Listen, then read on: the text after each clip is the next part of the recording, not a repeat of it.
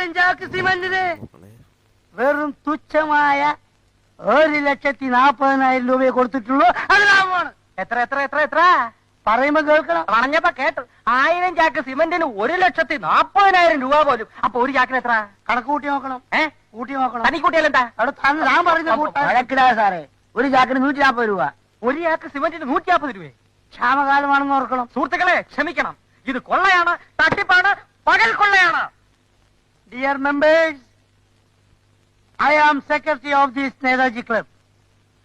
Any member shouting is a very, very nonsense. You know, cement is a very costly material. Cement not at all costly. In India, lot of cement factories there. Where? There. Shankar Cement, AC Cement, DC Cement, INGC Cement, CIGC Cement, Tata Cement, Birla Cement, Dharavam Cement everywhere. This 140 rupees for one sack of cement is cheating.